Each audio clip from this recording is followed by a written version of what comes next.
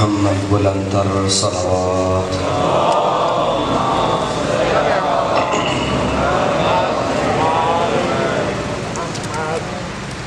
مجلس کی قبولیت کے لیے بآواز بلند صلوات۔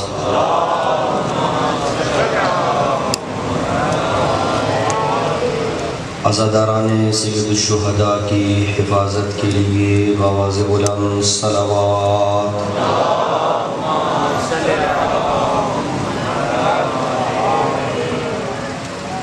اپنے اپنے مرحومین کی بخشش کے لیے بآواز بلند صلوات۔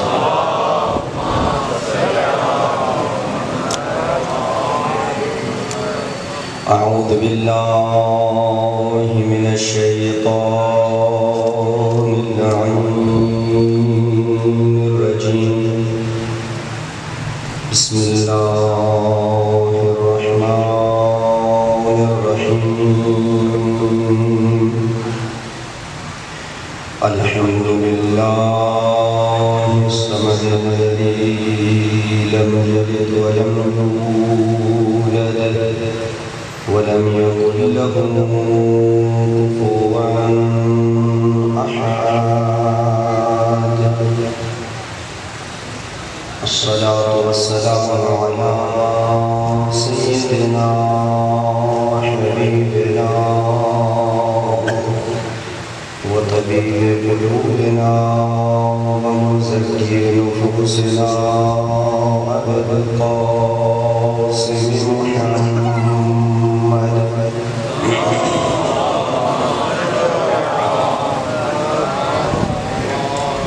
ثم الصلاة والسلام على أهل بيته الطيبين الطاهرين المعصومين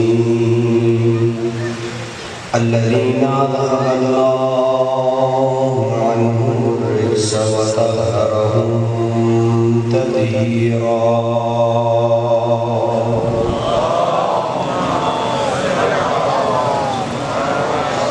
ورحمة الله على أحبابهم وشيعتهم ومواليهم أجمعين،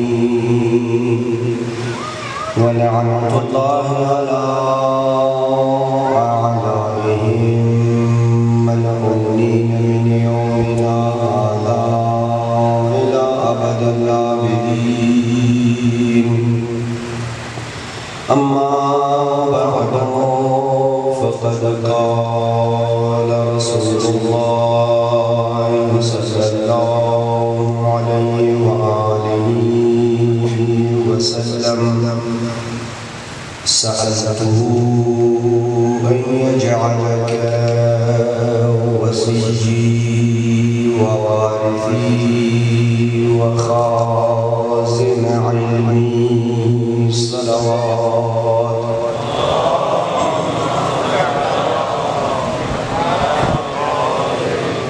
نعرہ تکبیر، نعرہ رسالت، نعرہ حیدری، حسینیت، یزیدیت، بآواز صلوات۔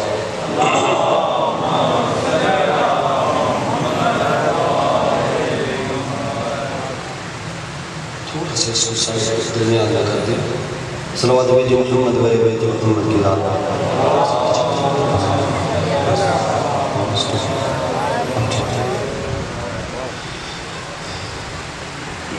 دعا ہے کہ رب کائنات ہماری اس عبادت کو اپنی بارگاہ میں قبول فرمائے، حاضرین مجلس کی نیک دلی تمناؤں کو پورا فرمائے، عزاداری سید الشہداء کی حفاظت فرمائے، عزاداران سید الشہداء کی حفاظت فرمائے، عزاداری کے دشمنوں کو نیست و نابود فرمائے، حاضرین مجلس کے جو بھی متعلقین مریض ہیں بیمار کربلا کی صدقے میں ان کی بیماریوں کو دور فرمائے، مل کے اپنی دعاؤں کی استجابت کے لیے اور قبولیت کے لیے بلند آواز صلوات۔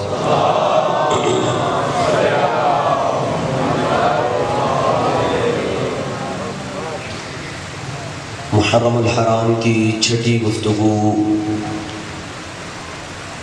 علی در دعائے نبی کے عنوان سے لے کے آپ کی خدمت میں حاضر ہونے کا شرف حاصل ہو رہا ہے۔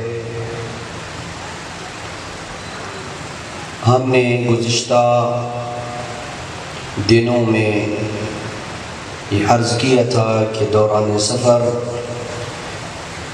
جب علی ابن ابی طالب کی طبیعت خراب ہو گئی اور وہ بیمار ہوئے تو پیغمبر کبھی اپنے بھائی علی کی تیمارداری کے لیے آتے اور کبھی مصلی عبادت پہ آتے۔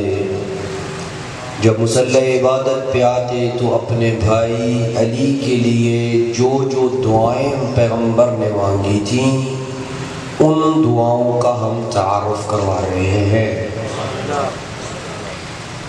کل تک ہم نے یہ بتایا کہ پیغمبر نے اپنے بھائی کے لیے مانگا، اے اللہ علی کو میرا بھائی بنا دے، اے اللہ علی کو میرے بعد ہر مومن کا ولی بنا دے، اے اللہ علی کو مجھ سے وہی نسبت قرار دے جو ہارون کو موسیٰ سے تھی۔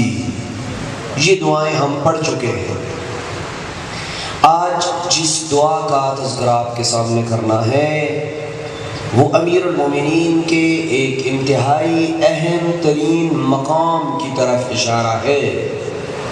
فرمایا سألتہ ان یجعلک وسیجی ووارثی وخازن علمی، میں نے اللہ سے یہ مانگا کہ اے علی تجھے میرا وصی بنا دے، تھوڑا تھوڑا بولتے رہیے گا،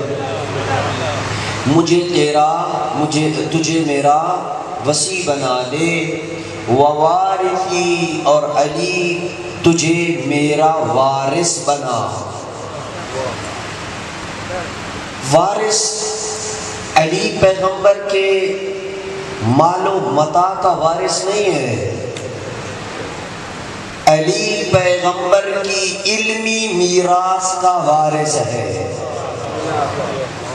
علی پیغمبر کے علم کا وارث ہے، زہد کا وارث ہے، تقوی کا وارث ہے۔ پیغمبر کے جتنے بھی علوم ہیں ان سب کا تنہا وارث پیغمبر کے بعد علی حیدر کرار ہے۔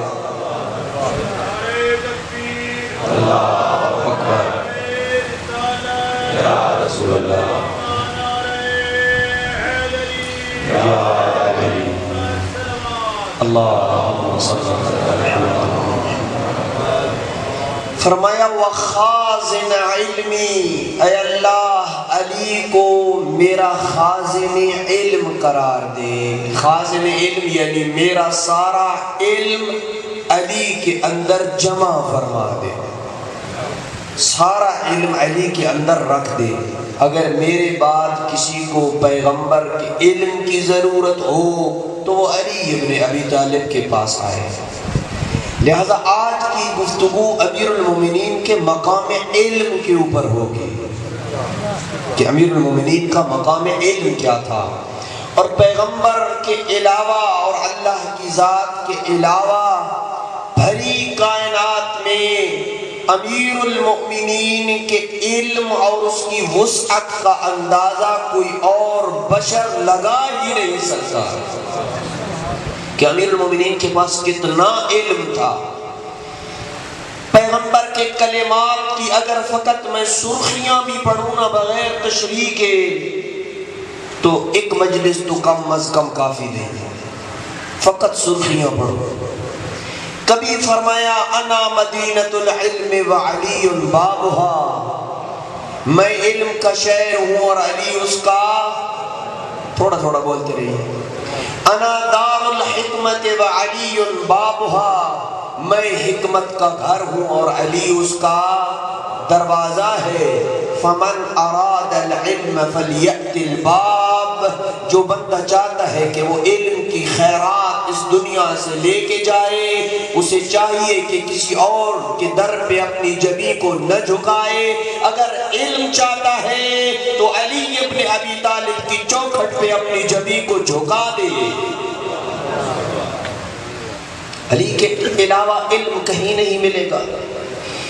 کبھی پیغمبر نے اپنے بھائی علی کو فرمایا اعلمکم علی ابن ابی طالب، تم میں سب سے زیادہ علم والا علی ہے۔ اور بھری تاریخ میں اٹھا کے دیکھ لو یا مجھے دکھا دو کہ کوئی جھوٹی سے جھوٹی روایت، ضعیف سے ضعیف روایت ہو جس میں یہ درج ہو کہ علی نے کسی مشکل مسئلے کے حل کے لیے کسی صحابی کی طرف رجوع کیا ہو۔ لیکن اس کے برعکس ضرور ملتا ہے کہ بڑے بڑے صحابہ چھوٹے چھوٹے مسائل میں علی کی طرف رجوع کیا کرتے تھے۔ چھوٹے چھوٹے مسائل میں علی ابن ابی طالب کی طرف رجوع کیا کرتے تھے۔ چند جملے فقط خلیفہ دوم حضرت عمر کے اعترافات کے ذکر کر رہا ہوں جو انہوں نے اپنی کتابوں میں درج کیے ہیں۔ لولا علی لہلک العمر، اگر علی نہ ہوتے تو میں عمر کیا ہو جاتا؟ اس سے کتابیں بھری پڑی ہیں۔ لا ابقانی اللہ بعدک اے علی، مجھ عمر کو اللہ تیرے بعد زندہ نہ رکھے، اس لیے کہ اگر تیرے بعد کوئی مشکل آ گئی تو اس کا حل کہاں سے ڈھونڈیں گے؟ کبھی فرمایا اعوذ باللہ من معضلۃ لیس لها ابا الحسن، میں پناہ مانگتا ہوں اللہ کی ہر اس مشکل سے پناہ مانگتا ہوں جس کے حل کے لیے ابو الحسن نہ ہو، میں اس مشکل سے ہی پناہ مانگتا ہوں، اللہ مجھے اس مصیبت میں ہی نہ ڈالے۔ اور کبھی فرمایا عجزت النساء ان تلدن مثل علی ابن ابی طالب، کائنات کی مائیں عاجز ہے کہ علی جیسا بیٹا جن سکے۔ بہت ڈھیلا سن رہے ہیں، ایسے جیسے ڈھوک والے بھی نہیں سنتے۔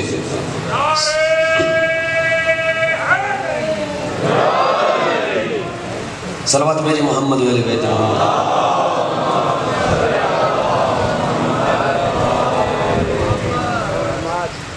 سیرت امیر المومنین جلد نمبر 2، علامہ مفتی جعفر حسین نے ایک واقعہ لکھا ہے مختصر سا۔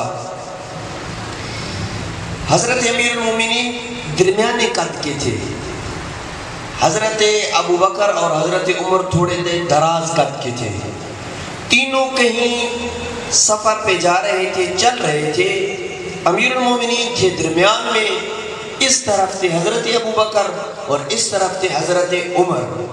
دونوں اصحاب میں سے کسی نے امیر المومنین کے ساتھ مزاح کیا اور کہا علی کی مثال ہم دونوں میں ایسے ہے جیسے لنا میں نون ہے۔ نہیں سمجھے؟ تھوڑی سی میں وضاحت کروں۔ جب آپ لنا لکھتے ہیں نا، لام نون اور الف، عربی کا جملہ ہے لنا، لام نون الف، لام بھی لمبی، آخر میں الف بھی لمبا، درمیان میں نون کیسا ہے؟ چھوٹا ہے نا۔ تو انہوں نے کہا کہ علی کی مثال ہم میں ایسے ہے جیسے کہ لنا کی نون ہے۔ مولا نے کہا سچ کہا ہے، اگر نون کو نکال دے تو پیچھے لا بچتا ہے۔ نون کو نکالے تو پیچھے کیا بچے گا؟ لا بچتا ہے۔ امیر المومنین ایسے عالم تھے، اور جب کبھی حضرت عمر نے پوچھا کہ یا علی یہ کیا ماجرا، اس کو بھی علامہ مفتی جعفر حسین نے اپنی اس کتاب سیرت امیر المومنین میں درج کیا ہے کہ یہ کیا ماجرا ہے، جب بھی کوئی مسئلہ آپ سے پوچھا جاتا ہے، چاہے وہ عقائد کا ہو، چاہے وہ فقہ کا ہو، چاہے وہ طب کا ہو، چاہے وہ میڈیکل کا ہو، چاہے وہ کسی اور علم کے ساتھ تعلق رکھے، چاہے وہ قضاء کے ساتھ متعلق مسئلہ ہو، ادھر ہمارا سوال ہماری زبان پہ ہوتا ہے، جواب پہلے آ جاتا ہے۔ مسئلہ کیا ہے؟ آپ آپ نے نہ کبھی سوچا ہے، نہ کبھی آپ نے تفکر کیا، نہ کبھی تأمل کیا، نہ کبھی سوچ بچار کی. کہا ہاتھ کی انگلیاں بڑھائیں اور کہا بتائیے ان انگلیوں کی تعداد کتنی ہے؟ کہا 5. کہا سوچا کیوں نہیں؟ کہا سوچنے کی ضرورت نہیں، یہ میرے سامنے ہے، میں دیکھ سکتا ہوں کہ یہ 5 ہے. کہا جس طرح تیرے نزدیک یہ 5 انگلیاں واضح ہے، پوری کائنات علی کے نزدیک ایسے ہی واضح ہے. پوری کائنات علی ابن ابی طالب کے سامنے ہے. علی ابن ابی طالب، بعض روایات میں ہے کہ امام معصوم کے سامنے کائنات ایک دسترخوان کی مانند ہے. توجہ میری طرف ہے یا نہیں؟ پوری کائنات ایک دسترخوان کے سامنے ہے. دسترخوان میں ایک چیز کو آپ اٹھا کے ادھر رکھ سکتے ہیں. اسی طریقے سے اللہ نے اہل بیت کو اپنی قدرت مطلقہ سے یہ کائنات میں تصرف کا حق دیا ہے، لیکن اللہ کے اذن سے. یوں نہیں کہ اللہ سے بے نیاز ہو کہ الگ کوئی انہوں نے اپنا اسٹیشن کھول رکھا ہے، نہیں. اللہ کی قدرت اور اللہ کی ودیعت کی ہوئی طاقت اگر ایک لمحے بھی ان سے چھین لے جائے کچھ نہیں کر سکتے. لیکن اللہ کی عطا کردہ قوت ہے، اللہ کی عطا کردہ طاقت ہے. اس طاقت کے بل بوتے پہ جہاں یہ مصلحت سمجھتے ہیں وہاں پہ کائنات کے امور میں تصرف کرتے ہیں. صلوات بھیجو محمد والے بیت محمد کے.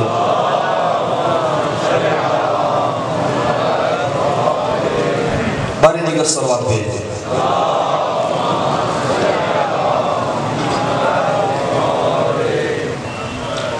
امیر المومنین کے مقام علم کو دیکھنا ہے تو پیغمبر اکرم کے پاس جانا ہوگا. پیغمبر اکرم کے علاوہ کوئی اور ایسی ہستی نہیں ہے کہ جو علی کے مقام علم کو سمجھ سکے، علی کے مقام علم کو لوگوں تک پہنچا سکے، اجاگر کر سکے. خود مولا فرماتے ہیں کہ میں دن میں 2 بار کان لی مدخلان عند رسول اللہ، میں رسول کے پاس دن میں 2 مرتبہ حاضر ہوا کرتا تھا. خصوصی نشست ہوا کرتی تھی علمی، جس کے اوپر کوئی اور مطلع نہیں ہوتا تھا. فقط علی ابن ابی طالب ہوتے تھے یا پیغمبر اکرم کی ذات گرامی ہوا کرتی تھی. فرمایا ایک دن دخلت علی النبی وهو فی بعض حجراتہ، پیغمبر اپنے حجرے میں تھے. گھر کے صحن کی بات نہیں کر رہا، پیغمبر اپنے حجرے، اندر والے کمرے کو کہا جاتا ہے نا، اپنے حجرے میں تھے. میں داخل ہوا، مولا فرما رہے ہیں میں داخل ہوا. فاستأذنت فأذن لی، میں نے اجازت مانگی، پیغمبر نے اجازت دی. جب میں اندر آیا نا تو رسول خدا نے کہا یا علی ان بیتی بیتک، میرا گھر تیرا گھر ہے. فلماذا استأذنت، پھر اجازت کیوں لی ہے؟ میرا گھر تیرا گھر ہے، میرے گھر میں آتے ہوئے آپ کو اجازت کی ضرورت نہیں ہے، کیوں اجازت مانگی ہے؟ مولا نے فرمایا احببت ان افعل یا رسول اللہ، میں نے یہ پسند کیا کہ جب آپ کے پاس آؤں تو اجازت لے کے آؤں. یہ مقام ادب ہے علی ابن ابی طالب کا، جس سے امیر المومنین یہ ادب ہمیں تعلیم دے رہے ہیں کہ آپ بھی اپنے گھر میں جب انٹر ہوں، خاص طور پہ جو جوائنٹ فیملیاں ہیں آج کل، جب بھی کسی دوسرے بھائی کے کمرے میں جائیں، بھابھی کے کمرے میں جائیں، دیور کے کمرے میں جائیں، ناک کر کے جائیں، دستک دے کے جائیں. یہ ادب اسلامی ہے. بچوں کو بھی سکھائیں کہ اگر وہ والدین کے کمرے میں آ رہے ہیں تو دستک دے کے اندر آئیں. یہ ادب اسلامی ہے جو امیر المومنین نے، اولاد اطہار نے ہمیں ادب دیا ہے کہ جب کسی کے گھر جاؤ یا گھر کے اندر بھی ایک کمرے سے دوسرے کمرے میں جاؤ جہاں آپ کا دوسرا بھائی، بہن، ماں اور کوئی عزیز رہ رہا ہے، دستک دے کے اندر جائیں. یہ ادب اسلامی ہے. پیغمبر نے فرمایا جب امیر المومنین نے کہا نا کہ مجھے یہ پسند ہے کہ میں دستک دے کے آپ کے پاس آؤں، تو پیغمبر نے فرمایا احببت ما احب اللہ، آپ نے وہ پسند کیا جو اللہ کو پسند ہے. وَأَخَذْتَ بِآدَابِ اللَّهِ، اور اللہ کے آداب میں سے ایک ادب کو آپ نے اختیار کیا ہے کہ جب کسی کے پاس جائیں تو دستک دے کے جائیں. یہ اللہ کے آداب میں سے ایک ادب ہے. پھر فرمایا یا علی اما تعلم انک اخی، کیا تو جانتا نہیں ہے تو میرا بھائی ہے؟ کہا جانتا ہوں. کہا ابا خالقی و رازقی ان یکون لی سر دونک، میرے خالق میرے رازق کو یہ ناگوار ہے کہ کوئی راز محمد کے سینے میں ہو جو علی کے سینے میں نہ ہو. میرے خالق کو یہ ناگوار ہے، میرے خالق کو یہ پسند ہی نہیں ہے کہ کوئی راز مجھ محمد کے سینے میں تو ہو لیکن وہ راز علی کے پاس نہ ہو. تو میرا وصی ہے، تو میرا وارث ہے، تو میرا جانشین ہے. جتنے بھی راز جبریل اللہ کی طرف سے لے کے آتا ہے وہ سارے کے سارے میرے پاس ہیں اور میں وہ سارے کے سارے تیری طرف ان خصوصی نشستوں میں ودیت کر رہا ہوں. اور پھر فرمایا یا علی جو آپ کے ساتھ ہوگا الثابت علیک کالمقیم معی، جو تیری ولایت کے اوپر ثابت قدم رہے گا وہ گویا ایسے ہے کہ جو میرے ساتھ مشکل حالات میں کھڑا رہا. وَمُفَارِقُكَ مُفَارِقِي، اور جس نے تیرے در کو چھوڑ دیا اس نے محمد کے در کو چھوڑ دیا. كَذِبَ مَنْ زَعَمَ إِنَّهُ يُحِبُّنِي وَيُبْغِضُكَ، وہ بندہ پرلے درلے کا جھوٹا ہے جو یہ دعویٰ کرے کہ میں عاشق رسول ہوں اور دل میں علی کا بغض سجائے.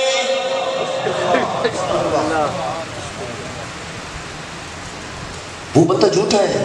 کیوں؟ لِأَنَّ اللَّهَ خَلَقَنِي وَإِيَّاكَ مِن نُورٍ وَاحِدٍ، اس لیے کہ اللہ نے تجھے اور مجھ محمد کو ایک نور سے پیدا کیا ہے. یہ وہ پیغمبر کی علی ابن ابی طالب کے ساتھ خاص محفلیں ہوتی تھیں جن میں پیغمبر اکرم راز تعلیم دیا کرتے تھے، فیوزات اور علوم تعلیم دیا کرتے تھے پیغمبر اکرم علی ابن ابی طالب کو. تبھی تو علی ابن ابی طالب یہ ارشاد فرمایا کرتے تھے علمنی رسول اللہ الف باب، رسول خدا نے مجھے 1000 باب تعلیم دیا، پھر ہر باب سے آگے سے میں نے 1000 باب نکالے. صلوات بھیج محمد والے بیت محمد.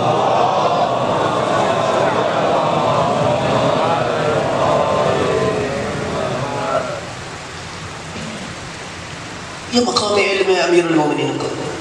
اسی طریقے سے اگر آپ قرآن کی طرف نگاہ دوڑائیں، قرآن نے کس انداز میں علی ابن ابی طالب کے مقام علم کو بیان کیا. سورہ یاسین صبح و شام آپ اپنے گھروں میں پڑھتے ہیں.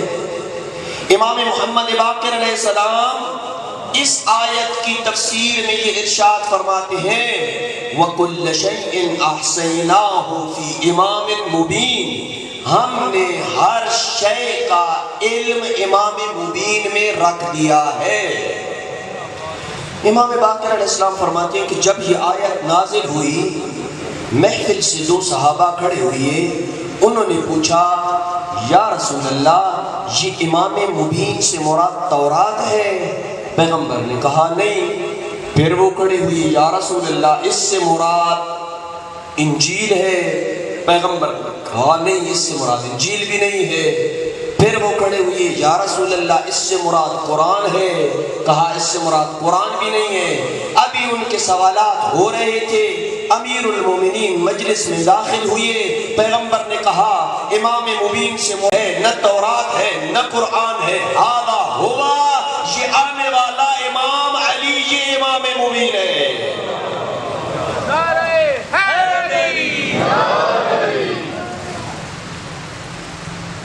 اب پتہ چلے لوگ بیٹے کیوں رکھتے ہیں. سمجھ لگی ہے؟ بر محمد وآل محمد بلند صلوات. جب آپ نا صلوات پڑھیں گے، نہیں آپ کسی فضیلت کے اوپر بولیں گے تو وہ تو جو پرلے درجے کے بے دین ہیں انہوں نے ایسے چیزیں لانی پڑے گی نا. صلوات بھیجے محمد و اہل بیت محمد کے ساتھ.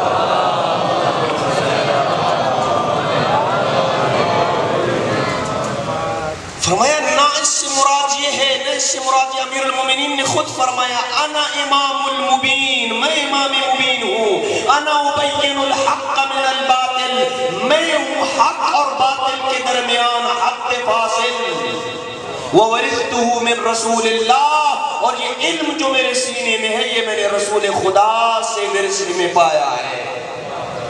عمار بن یاسر کے ساتھ ایک جگہ پہ سفر کر رہے ہیں، عمار بن یاسر اور امیر المومنین ایک ایسی وادی سے گزرے کہ جس وادی میں چمٹیاں ہی چمٹی تھیں، پوری وادی چمٹیوں سے بھری ہوئی ہے۔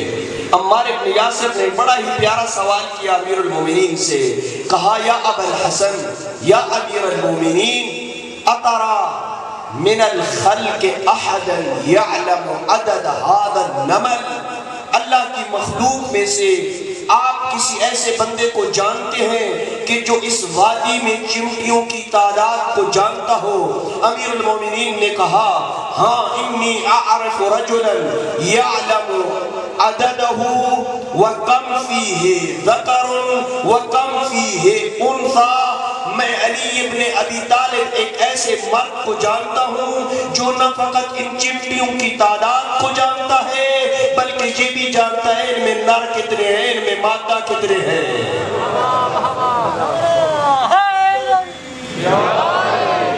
ان میں نر کتنے ہیں، ان میں مادہ کتنے ہیں، میں اس مرد کو جانتا ہوں، یہ سب کچھ جانتا ہے۔ عمار نے کہا مولا بتائیے نا، ذرا تعارف کروائیے اس کا، وہ مرد کون ہے جو اتنا زیادہ علم رکھتا ہے؟ مولا نے کہا عمار کیا تو نے سورہ یاسین کی یہ آیت نہیں پڑھی وَكُلَّ شَيْءٍ أَحْصَيْنَاهُ فِي إِمَامٍ مُبِينٍ، کہ ہم نے ہر شے کا علم امام مبین میں رکھ دیا؟ کہا ہاں مولا کئی بار پڑھی ہے۔ کہا انہو انا، وہ امام مبین میں علی ابن ابی طالب۔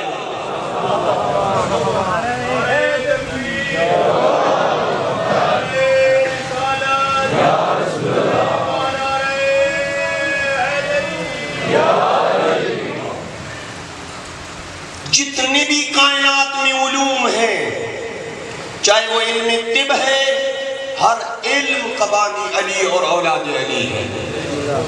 آج امت اس ٹیکنالوجی کے اوپر ناز کر رہی ہے، آج دنیا انسانیت اس ٹیکنالوجی پہ ناز کر رہی ہے۔ اٹھا کے دیکھ لو کون سا ایسا علم ہے جس کی داغ بیل گھرانے اہل بیت سے نہ پڑی؟ طب کے بانی تو علی ابن ابی طالب،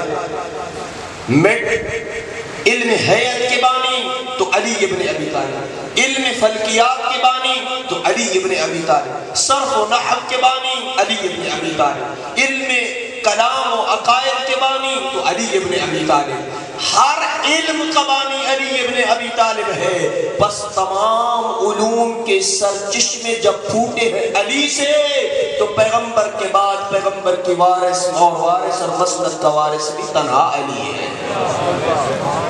کیونکہ عقل یہ کہتی ہے نا کہ جو افضل ہوتا ہے وہی قیادت کے لائق ہوتا ہے، جو افضل ہوتا ہے، عقل یہی کہتی ہے کہ جو افضل ہے وہ قیادت کے لائق ہے۔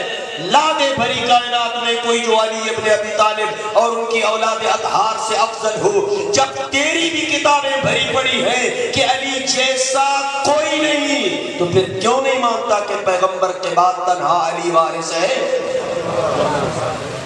علی ابن ابی طالب کا مقابلہ کسی سے نہیں ہے، یہ امام معصوم ہے، اللہ کا خلیفۃ اللہ بعد الرسول، امیر المومنین ہے، اس کے علاوہ کوئی پیغمبر کی مسند کا وارث علی ابن ابی طالب کے علاوہ نہیں ہے۔ یہ علوم جتنے بھی میں نے گنوائے ہیں، ان تمام علوم کو اہل بیت تو دور کی بات، اہل بیت کے گھر میں جو خادم تھے وہ بھی یہ علوم جانتے تھے۔ ایک خادمہ کا تذکرہ کر دوں اگر آپ کی اجازت ہو تو، جن کی اجازت ہے وہ ذرا بلند آواز سے صلوات بھیج دیں۔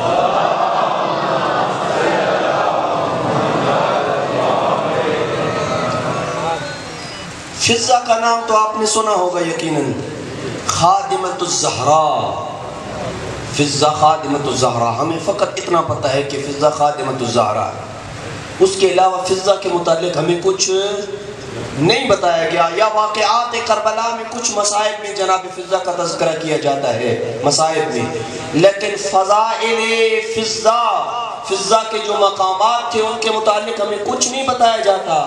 یہ بی بی کہاں سے تھی، کہاں سے آئی؟ 2 روایات ہیں. اب بے شک نعرہ نہ لگائیے گا، سمجھ لیں، یہ صاحب بات ہے سمجھنے والی. 2 روایات ہیں ہمارے پاس. ایک روایت کہتی ہے کہ جناب فضہ بلاد ہند سے آئی تھی، یعنی ہندوستان سے ایک بادشاہ کی بیٹی تھی. ایک روایت کہتی ہے کہ نہیں، بلاد حبشہ سے آئی تھی. معروف یہ دوسری روایت ہے، لیکن پہلی بھی روایت موجود ہے.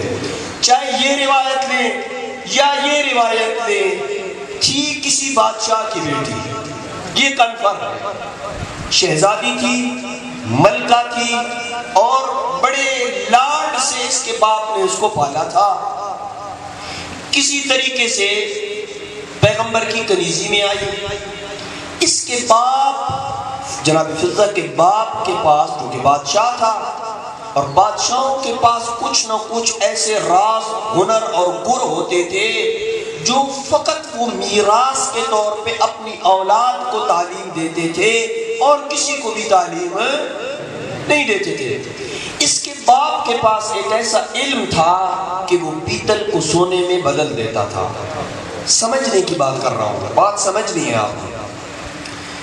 پیتل کو سونے میں ایک ایسا کوئی کیمیکل ملا کے پیتل کو سونے میں بدل دیتا تھا. ایسا اس کے پاس ہنر تھا، گر تھا، فن تھا. اور یہ فن اس کے باپ نے جناب فضہ کو تعلیم دیا تھا.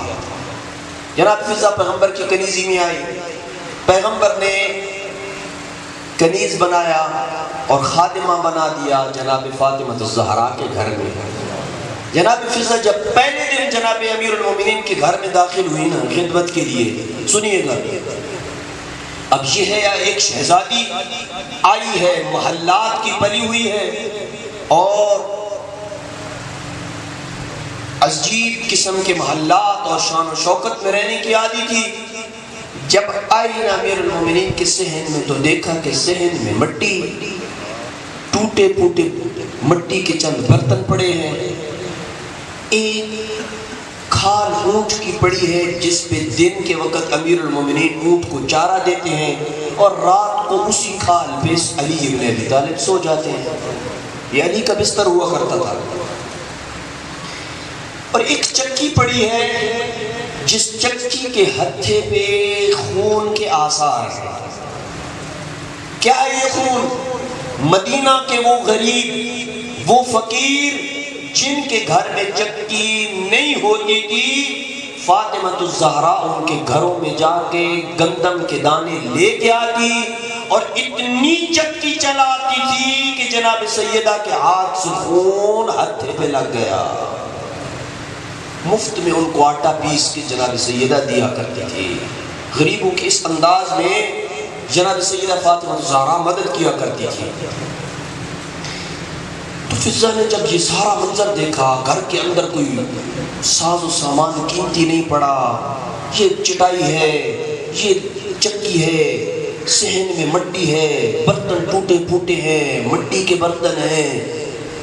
فضہ نے کہا آج کیوں نہ وہ گر آزماؤں جو مجھے میرے باپ نے تعلیم دیا تھا، اور پیتل سے تھوڑا سا سونا بنا کے علی کو دوں گی اور علی ابن ابی طالب کو کہوں گی کہ مولا جائے بازار میں اور اس کو بیچ کے لائے اور گھر میں سامان کچھ خریدیں اور رکھ دیں. اس نے وہ عمل کیا. قصہ مختصر، پیتل سے سونا بنایا. امیر المومنین آئے، امیر المومنین کی خدمت میں سونا پیش کیا. کہا مولا یہ سونا ہے، آپ لے جائیں، کوئی چیز خرید کے لے آئیں. جب مولا نے سونے کی طرف نگاہ کی نا تو کہا احسنت یا فضہ، فضہ بڑا اچھا کام کیا ہے تو نے. لو ادبت الجسد لکان الصبح اعلی والقیمت اغلا. کام تو نے بڑا اچھا کیا ہے، لیکن اگر یہ کرتی کہ اس پیتل کو پگھلا لیتی اور اس کے اوپر پھر تو سونے کا پانی چڑھاتی تو پھر اس کی قیمت دگنی چگنی ہو جاتی. فضہ نے جب یہ دیکھا کہ میرے باپ نے تو یہ علم کسی کو تعلیم نہیں دیا، مولا علی کو کیسے یہ پتہ ہے؟ فضہ مولا علی کے منہ کی طرف تکتی ہے اور جملہ ایک کہا یا علی اتعرف هذا العلم، اب تک جو نہیں بولا واسطہ ہے فضا کا بولیے گا، یا علی اتعرف هذا العلم، کیا آپ یہ علم جانتے ہیں؟ علی ابن ابی طالب کے آنگن میں امام حسین کھیل رہے تھے، کہا نعم والطفل يعرفه هذا، نہ فقط میں بلکہ میرے آنگن میں کھیلنے والا حسین بھی جانتا ہے۔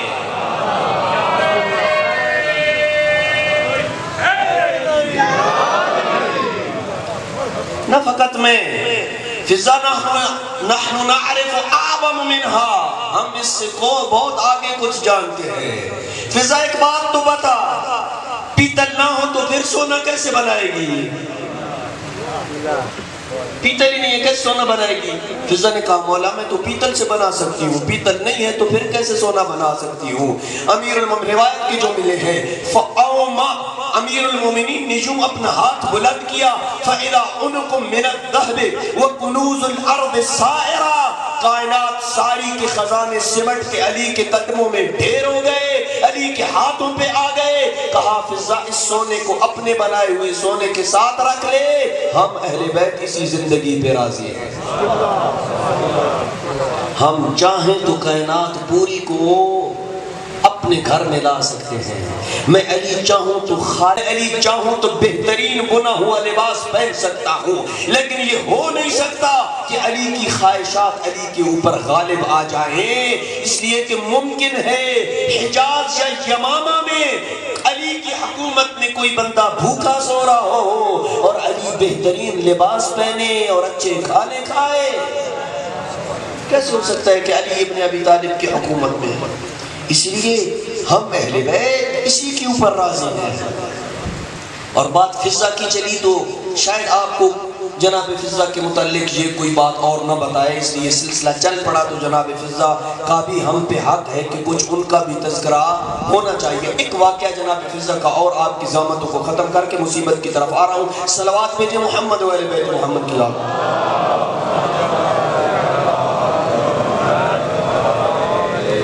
بارے دیگر صلوات بھیج دیں محمد و اہل بیت محمد۔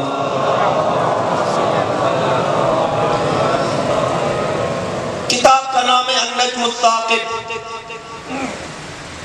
اس میں یہ واقعہ درج ہے کہ امیر المومنین ازواج پیغمبر کے دروازے پہ آئے اور ندا دے کے فضا کو کہا یا فضا ائتنی بشیء من الماء نتوضأ به، کچھ پانی ہے تو دے دو تاکہ وضو کروں۔ 3 مرتبہ مولا نے ندا دی، کوئی جواب نہیں آیا۔ امیر المومنین واپس پلٹے اور جناب سیدہ فاطمہ الزہرا کے دروازے کی طرف یعنی اپنے گھر جانے کا ارادہ کیا۔ ابھی پلٹے ہی تھی کہ فَإِذَا هَاتِفٌ يَهْتِفُ، کہ ایک منادی ندا کرنے والے نے ندا دی، یا ابا الحسن دونک الماء، اے علی سامنے نگاہ کر تیرے سامنے پانی ہے۔ امیر المومنین نے سامنے دیکھا، فَإِذَا ابریکم من الذہب، سونے کا ایک برتن ہے جس کے اندر پانی ہے۔ علی ابن ابی طالب نے وضو کیا اس برتن سے، فعاد الابریک الی ما کان، وہ برتن سونے کا وہیں پلٹ گیا جہاں سے آیا تھا، برتن اپنی جگہ واپس چلا گیا۔ امیر المومنین نے وضو کیا، متوجہ ہوئی خاتم الرسل کی طرف۔ روایت کہتی ہے فلما نظر الیہ رسول اللہ، پیغمبر اکرم نے جب علی کو دور سے آتا ہوا دیکھا نا تو کہا ما هذا الذی اراہ یقطر کانہ الجمان، یا علی یہ تیرے اعضائے وضو سے پانی کے قطرے ہیں یا لال و جواہر ہیں، یہ میں کیا دیکھ رہا ہوں؟ یہ کس پانی سے تو نے وضو کیا ہے؟ یہ پانی کے قطرے ہیں یا لال و جواہر ہیں؟ لگتا ہے کہ تو نے لال و جواہر سے وضو کیا ہے۔ مولا علی نے سارا واقعہ بتایا، پیغمبر اکرم مسکرائے اور کہا یا علی جانتے ہو کہ یہ آواز دینے والا کون تھا اور یہ برتن کہاں سے آیا اور اس کا پانی کہاں سے تھا؟ مولا علی نے کہا اللہ ورسولہ اعلم، اللہ اور اس کا رسول بہتر جانتا ہے۔ بتائیے اس کا مطلب یہ نہیں ہے کہ علی ابن ابی طالب کو پتہ نہیں تھا، علی بھی جانتے تھے، لیکن ادب کا تقاضا یہ تھا کہ پیغمبر آپ بتائیے، اس لیے کہ اگر میں نے بتایا تو کل آنے والا مورخ لکھے گا علی نے اپنی فضیلت خود تراشی ہے، آپ بتائیے، تاکہ اس دنیا کو پتہ چلے کہ علی کی فضیلت کیا ہے۔ پیغمبر نے کہا اما الہاتف حبیبی جبرائیل، ندا دینے والا کوئی اور نہیں تھا، میرا حبیب جبریل تھا۔ اما الابریق فہو من الجنہ، اور جو برتن جس میں پانی تھا وہ کسی اور جگہ سے نہیں آیا تھا، جنت سے آیا تھا۔ اما الماء فالثلث من المشرق والثلث الاخر من المشرق مغرب والثلث من الجنہ، اور جس پانی سے تو نے وضو کیا ہے اس کا ایک تہائی مشرق سے، ایک تہائی مغرب سے، اور ایک تہائی جنت سے آیا۔ یہ جب امیر پیغمبر اکرم نے بتایا نا جبریل کا نزول ہوا، کہا یا رسول اللہ ان اللہ یقرئ علیک السلام یقرئک السلام، اللہ کی ذات آپ پہ سلام بھیج رہی ہے اور کہہ رہی ہے کہ اقرأ منی علی السلام، مجھ اللہ کی طرف سے علی پہ سلام بھیج، اور علی کو کہہ دے کہ فضہ کو جو آپ نے ندا دی تھی 3 بار اور فضہ نہیں آئی، یہ دیکھیے فضہ کا مقام، فضہ نے آنا تھا لیکن فضہ ناپاکی کے عالم میں تھی، فضہ مسجد کی طرف نہیں آ سکتی تھی، میرے رب کو گوارا نہیں، علی آواز دے، فضہ آ نہ سکے، علی انتظار کرتا رہے، جنت سے پانی بھیجا، علی وضو کر، جنت سے بندوبست کیا علی ابن ابی طالب کے لیے وضو کا، کہا فضہ اس وجہ سے نہیں آ سکی۔ پیغمبر نے علی ابن ابی طالب کو بتایا جبریل میرے پاس آیا ہے، وہ اللہ کی طرف سے آپ کو سلام کہہ رہا ہے اور بتا رہا ہے کہ فضہ کا عذر یہ تھا، فضہ آپ کے پاس اس وجہ سے پانی لے کے نہیں آئی۔ مولا علی ابن ابی طالب نے ہاتھ اٹھائے اور کہا اللہم بارک لنا فی فضتنا، اے اللہ ہم اہل بیت کے لیے ہماری فضہ کو بابرکت بنا دے۔ اتنی بڑی دعا، ہم اہل بیت کے لیے ہماری فضہ کو برکت بنا دے۔ مزہ تو تب ہے نا کہ امام کہیں کہ یہ میرا ہے، میں اور آپ صبح سے بے شک لگے رہے نا، یہ اور بات ہے، لیکن امام کہیں کہ یہ ہمارا ہے، اس کو ہمارے لیے بابرکت بنا دے، تب مزہ ہے۔ صلوات بھیجیں محمد و علیہ وسلم۔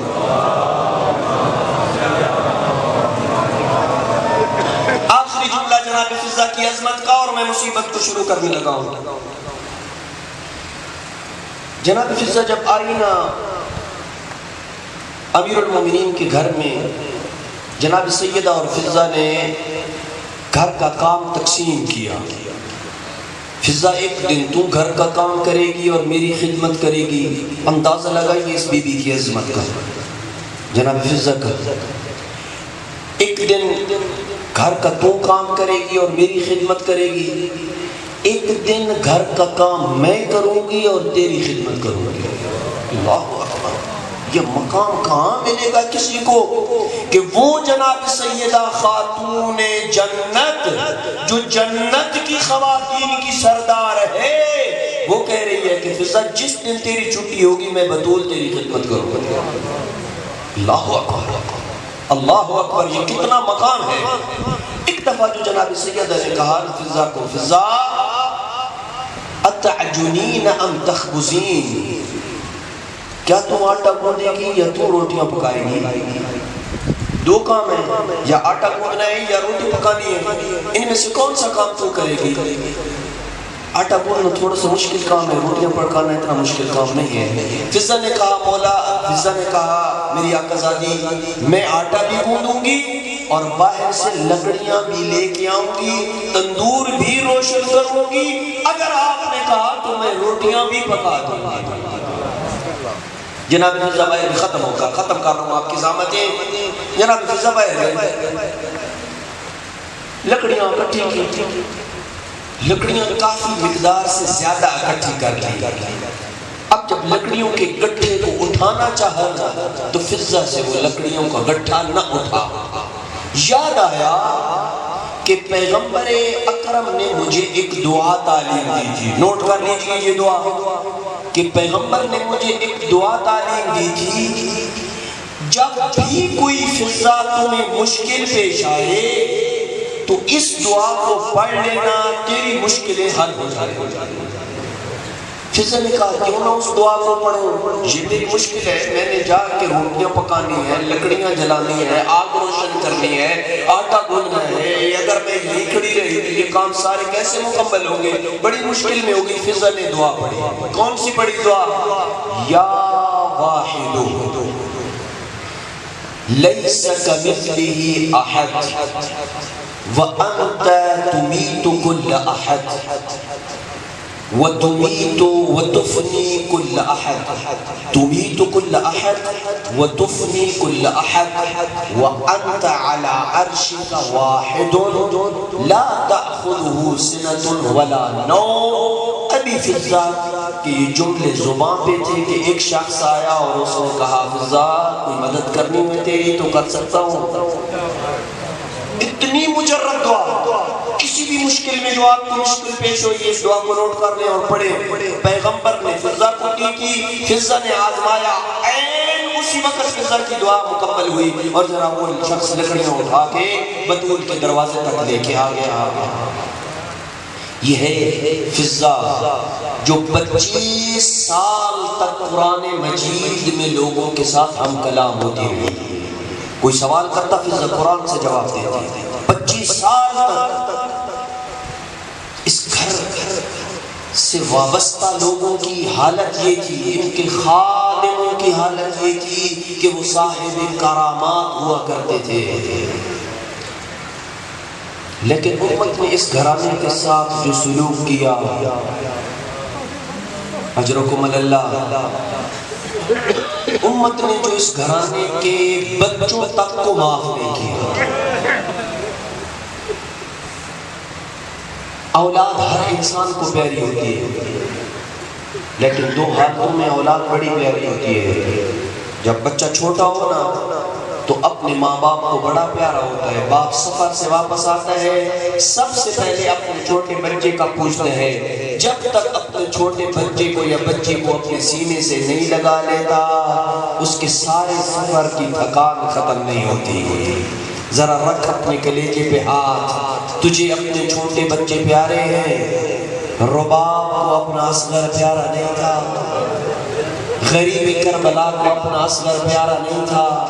اجرکم اللہ، جناب علی اصغر ہے باب الحوائج، میری مائیں بہنیں سن رہی ہیں، جناب علی اصغر باب الحوائج ہے۔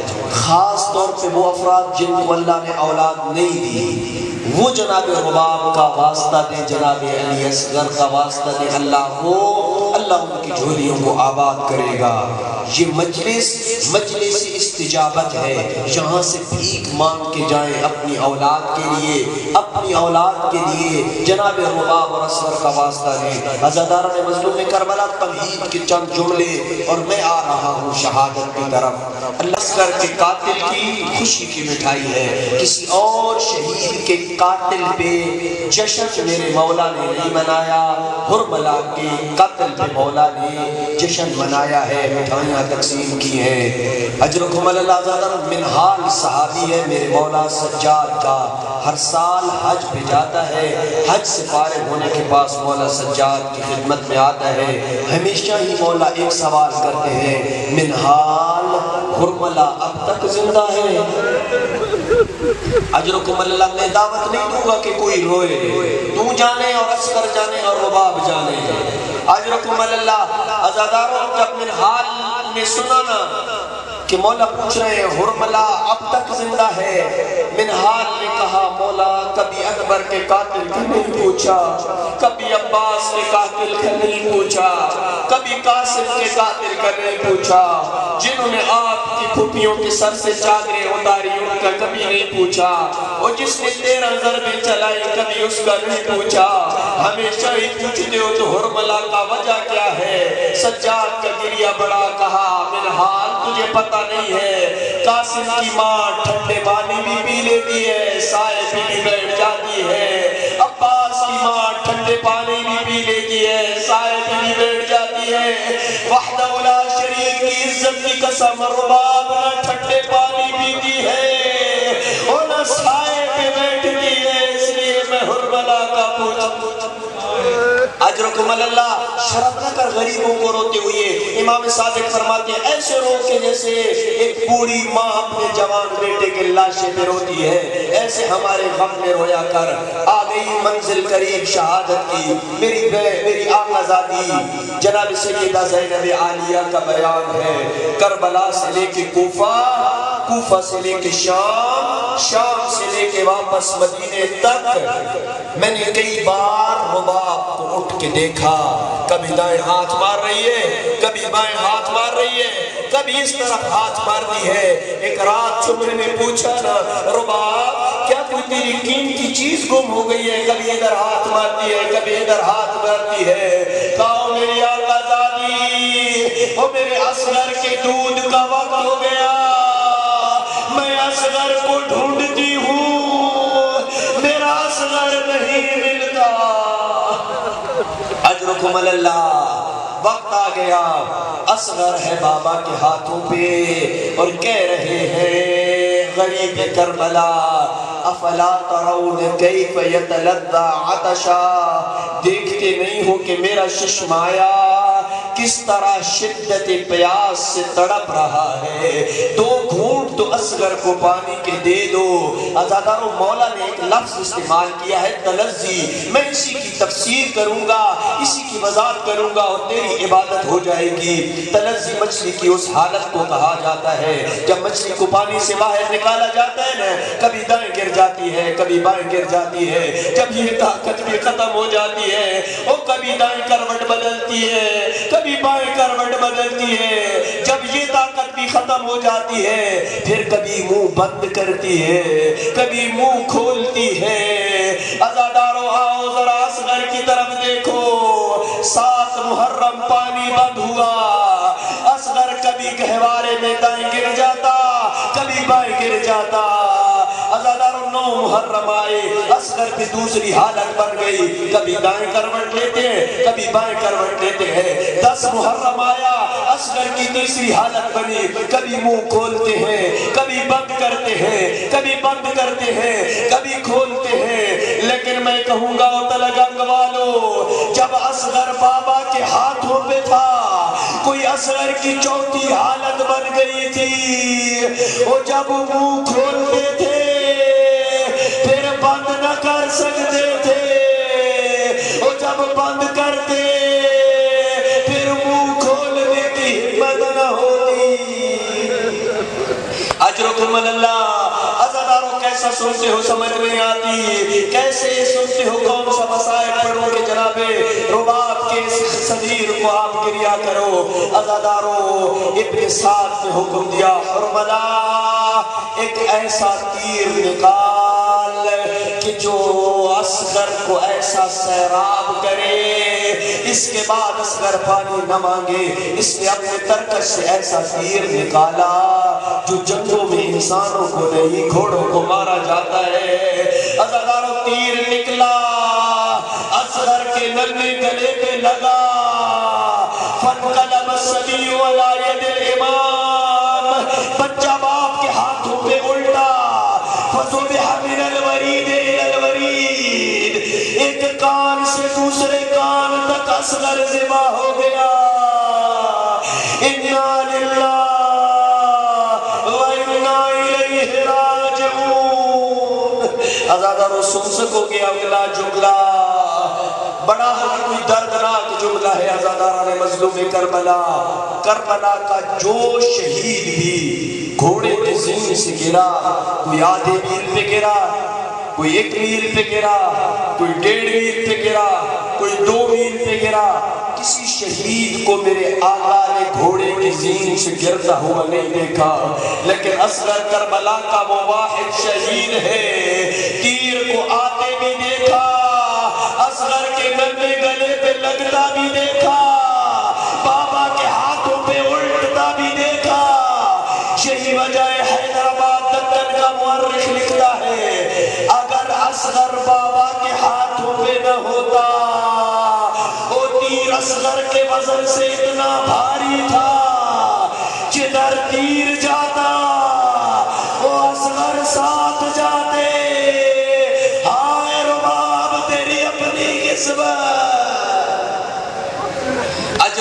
آخری جملہ میں نے ختم کر دی ساری شہادت. جب حرملہ کو گرفتار کر کے لایا گیا نا تو حسب عادت مختار نے پوچھا تو کربلا میں سب سے سنگ دل قاتل ہے، بتا کوئی ایسا وقت آیا جب تو بھی رو پڑا ہو، جب تیری آنکھوں میں بھی آنسو آ گئے؟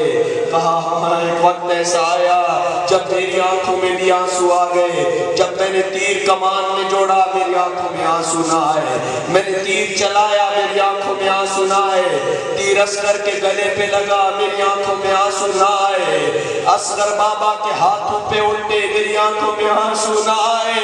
سن سکو گے کون سا قیامت کا منظر تھا وہ جب اصغر اپنے ہاتھوں پہ لے کے حسین اصغر کو خیمے کی طرف چلے، سوچا کہ اگر خیمے میں لے گیا رباب دیکھ کے مر جائے گی، واپس پلٹے. کہا اگر خیمے میں نہ لے گیا سکینہ پوچھے گی میرا اصغر کہاں گیا. اسی کشمکش میں حسین 7 دفعہ آگے گئے 7 دفعہ پیچھے آئے. صبح میں یہ جملہ تھا رزق بقضائہ وتسلیما لامرہ. اے عزادار و تسلیح کے دن جو عمل کرتے ہو شیخ حسین کی سنت ہے. اجرکم اللہ. آخری جملہ ختم ہو گئی میری مجلس، میری ماں بہنوں کے حصے کا یہ جملہ ہے. عزادارو کسی طرح سے اصغر کو لے کے آ گئے خیمے میں. ابا کے دامن میں ذبح شدہ ہوا اصغر ہے. خیمے میں آئے، رباب نے پوچھا مولا میرا اصغر پانی پی آیا، زبان سے تو کچھ نہ بولے. ابا کا دامن ہٹا، ذبح شدہ اصغر دیکھا، روئی، بین کیا، لاشا وارث سے لے کے اپنے بیٹے کے ساتھ 3 باتیں کر کے لاشا وارث کے حوالے کر دیا. تیری قسمت تیری آنکھوں کا وضو ہو جائے گا. عزادارہ نے مظلوم کربلا اصغر ہے رباب کے ہاتھوں پہ. کہا اصغر بیٹا تیرے نانا کی شریعت کا میں مسئلہ جانتی ہوں. اونٹ بڑے جانور ہیں، انہیں نیزے مارے جا کے نہر کیا جاتا ہے، نیزے مار کے انہیں ذبح کیا جاتا ہے. باقی حیوانوں کو خنجر سے ذبح کیا جاتا ہے. اصغر تیری ماں کی سمجھ سے یہ بات بالاتر ہے. وہ کیا تجھ جیسے اس بچوں کو نیزے مار کے نہر کیا جاتا ہے؟ اجرکم اللہ. اصغر بیٹا تیرے نانے کا قرآن تو کہتا ہے مائیں اپنے بچوں کو 2 سال تک دودھ پلائیں. اصغر میری اپنی قسمت 2 سال تو کجا وہ میں 6 مہینے بھی نہ پلا سکی. آخری جملہ جسے آیت اللہ اسماعیل نے بی بی کی زبان حال بیان کیا. کہا بی بی کہہ رہے ہیں اصغر بیٹا تجھ سے پہلے بھی بچوں کے دودھ چھڑائے گئے، تیرے بعد بھی بچوں کے دودھ چھڑائے جائیں گے. جب بچوں کو دودھ چھڑایا جاتا ہے انہیں میٹھی میٹھی چیزیں دی جاتی ہیں، انہیں کھلونے دیے جاتے ہیں، انہیں بہلایا جاتا ہے. اصغر تیرے دودھ چھڑانے کی رسم بڑی عجیب ہے. ایک تیر آیا فَذُبِحَ مِنَ الْوَرِيدِ الْوَرِيدِ وہ تجھے ذبح کر کے چلا گیا. ہائے رباب، ہائے اصغر، ہائے مظلوم کربلا. اِنَّا لِلَّهِ وَإِنَّا إِلَيْهِ رَاجِعُونَ. ماتم حسین.